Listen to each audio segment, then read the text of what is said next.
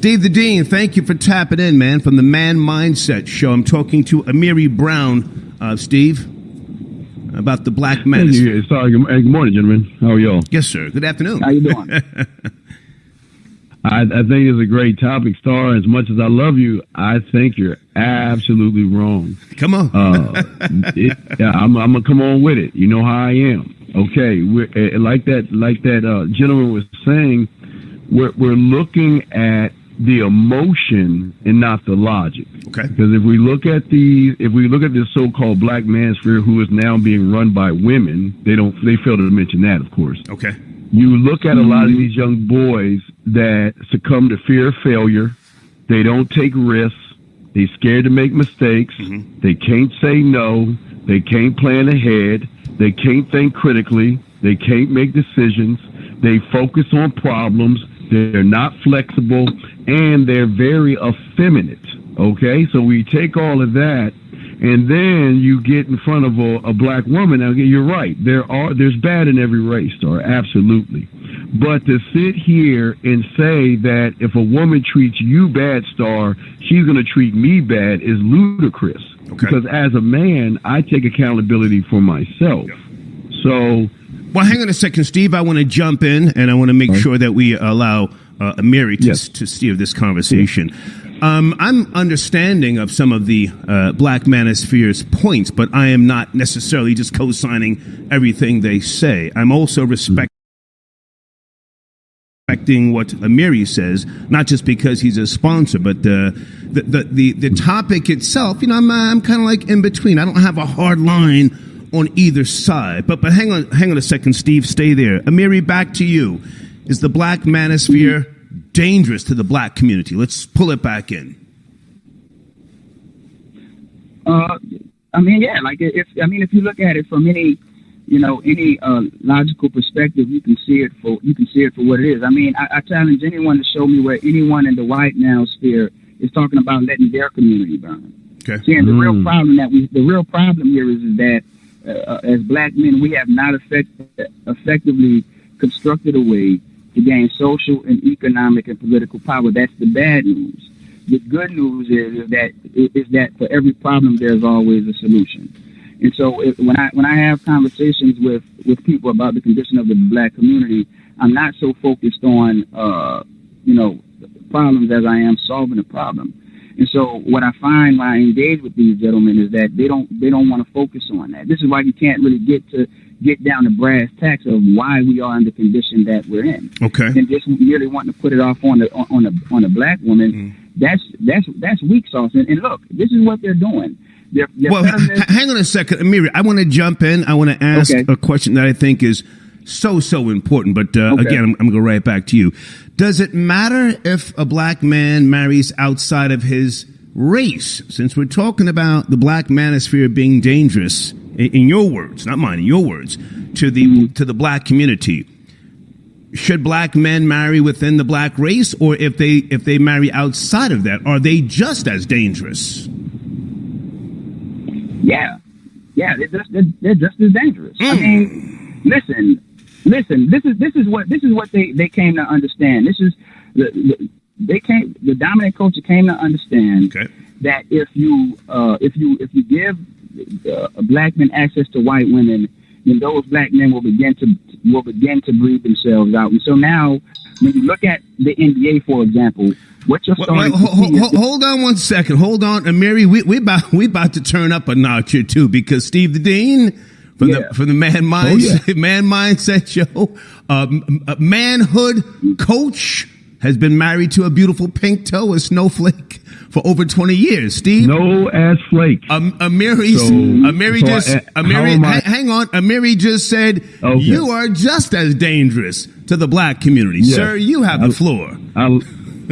Yes. How am I dangerous as a man for making a choice? If she's green, purple, or red, as a man, I'm not here to define myself to another man or care about what you feel about another man. Yeah, you can feel the way you feel, but you're really off base on this one. Uh-oh. That's just your perception and your reality. How am I a danger, sir? Okay, let me ask you a question. Sure. What is your racial? What are we considered in this country? I don't know. I'm a man. I'm a man.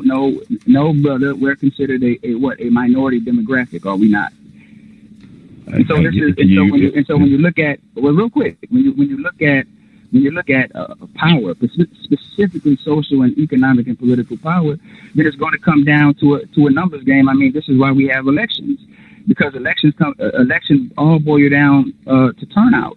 And so, listen, I'm not the interracial dating police, but if you ask me where I fall on a philosophical or ideological question, I'm going to have to tell you how I feel about it. You know, so I'm not in the interest of telling people who they can and who they can be with. But if we want to talk about what are the very real loss in social power that happens when specifically black men date out, then we have to have a discussion about that. And so, listen, there are some things in this culture that have been specific black male social currencies. And precisely because black men have been exporting their own genetic and intellectual greatness, now these other communities are now taking it. And so what are we going to be left with in, say, 20 years? We're going to be left with, in 20 years, where things that were once considered specifically black male social currency will now be ran by biracial and white people, while many of our brothers will languish. Stop right there, Amiri. Hang on real quick. Many of our brothers will languish at the bottom of a social permanent underfoot. We don't need no biracial mulatto people. We don't need them running nothing. Hell no. Can I reply? That wasn't a shot at you, brother. Stop. Guys, hold on a second. Go ahead. Hold on a second. Steve, stay there. Amiri, I told you yesterday, go where you need to go. Don't worry about me. Yeah, okay. This is the objective perspective. You said it, sir. Stand on it. We don't need no biracial, tragic mulattoes trying to lead nothing. That's what you just said, yes? Right. Okay, Steve, you have the floor, sir. You've been married to that beautiful pink toe for over 20 years. That beautiful white woman. Let's go. Yes, Let's go. That beautiful Let's white go, woman. Yes, goddamn. Happily married. But sir, are you married at all to a black woman? Yeah, I am. Okay. So, are you from the Americas, or were you born in a country in Africa? No, I was born here.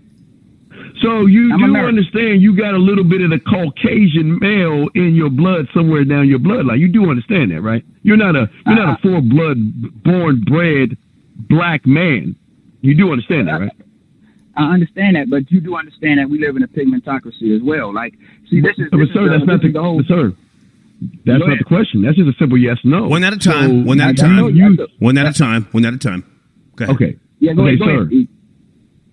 Unless you come from the motherland, a country in Africa that has several countries. Africa is not a state; it's a bunch of continents. Country. I'm gonna ask you this question. So, if you're from the Americas, you have a little bit of that in your blood, sir. So you're sitting around talking about a plague, or again, you have your right to think what you want to think and feel what you want to feel. But we are going off topic of the black guy, but your problem is that sounds like it's a personal problem. That doesn't sound like it's an absolute problem, because we look around, there's several mixtures and several races and things that are happening now. Okay. But you are familiar with this phenomenon of the tanning of America, right? Mm-hmm. Okay. And so what I'm talking about when we're talking about this issue, then I'm just going to have to bring it down to brass tacks, and the bottom line is that this stuff is all about pigmentation. So for example, and look, there are studies on this. What they do is, first of all, they're going to be able to look and see that Africoid phenotype, or if you're black, how much blackness you have in you, and this is how they stratify and structure the society. And so again, I'm not the interracial dating police. But if we're going to have a conversation about the very real loss of social power when black men export their own genetic greatness to other communities, then I'm going to have to see where I fall on the issue. Okay, I'm going to jump in. Hang on a second. Hold on. Mm-hmm. Hold on. I'm going to jump in, and if I understand Amiri correctly from the Amiri Brown Show, he's my co-host this afternoon, I'm in agreement. You can't have these mulatto, biracial people out here trying to steer the black culture because they get to code switching all as they can do. They get to wifing these pink toes, and then they start to talking down on the dark skinned ones.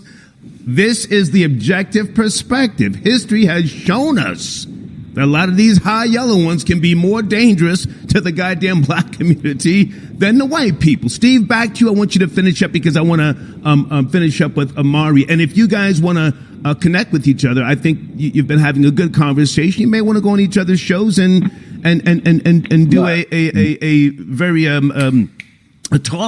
conversations that are beneficial. Steve, you have the floor. Well, yeah, I just want to say this, and thank you, Star, for having me. Amari, it's nice meeting you. Yeah, I just want to say this, getting back to the topic at hand. There it is. I've always asked, regardless of if you're dating a white or Spanish or green woman, if you're what has a black woman done that's so bad that you have to literally tear her down if you are not gamed up enough? You know how I feel about this. The woman is not the problem. It's the soft men who are afraid to not take a leadership role where the black woman has to take the leadership role. Because even in the quote-unquote black manosphere, it's now being run by women. It's not supposed to be for women. But now women have come in there, white and black, and they're running this so-called black manosphere. And what are these guys doing? They're just running towards a woman. It shows the weakness. Exactly. And while they reject true ethics and standards of manhood and masculinity, like, again, what type of men advocate for the burning of their own community? And it's that same community that's making them relevant. If it wasn't for this community that they talk about and look down on, nobody would want to hear their goddamn mouth. Let's just be real.